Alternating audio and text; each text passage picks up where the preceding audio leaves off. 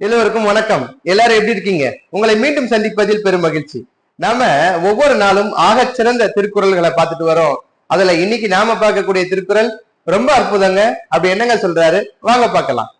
சொல்றாரு பாருங்க, அழுக்காறு உடையார்க்கு அது சாலும் ஒன்னார் வழுக்கியும் கேடு ஈன்பது. ரொம்ப அற்புதங்க. யாராலங்க இப்படி சொல்ல முடியும்? சொல்றாரு பாருங்க, யார் ஒருவரிடத்தில் பொறாமை என்ற குணம் இருக்கிறதோ அந்த பொறாமையினால அவர்களுக்கு வேறு பகையே தேவையில்லை, அவர்களை அழிப்பதற்கு அந்த குணம் மட்டுமே போதும். ரொம்ப அற்புதம் இல்லையா?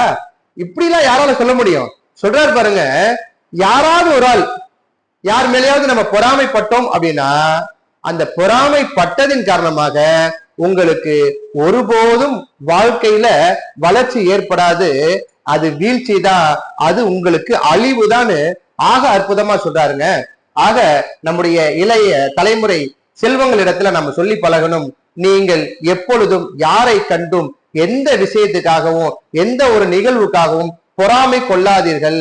அந்த பொறாமை அவர்களுக்கு என்ன தேவையில்லை, பகைமையே தேவையில்லை. பகைவர் இல்லாமல் ஒருவர் அழிய வேண்டுமா, அவரிடத்தில் பொறாமை என்ற குணம் ஒன்று மட்டும் இருந்தால் போதும்னு ஆக அற்புதமா சொல்றாருங்க. இதை ஒவ்வொருவரும் நாம் ஆழ் மனதில் பதிய வைத்துக் கொண்டு பொறாமைப்படாமல் வாழ்வது எப்படின்னு நம்ம கத்துக்கிட்டோம் அப்படின்னா நம்முடைய வாழ்க்கையில அடுத்தடுத்த படிநிலைகள் இயற்கையாகவே உயர்ந்த படிநிலைகள் தான் வாழ்க்கையில் வெற்றிதான் என்று நிச்சயமாக அடித்து சொல்லலாங்க. ஆக மீண்டும் ஒரு அழகிய தருணத்துல உங்களை சந்திக்கும் வரை உங்களிடமிருந்து விடைபெறுபவர் உங்கள் முனைவர் பா. மொய்தீன் பாஷா. நன்றி.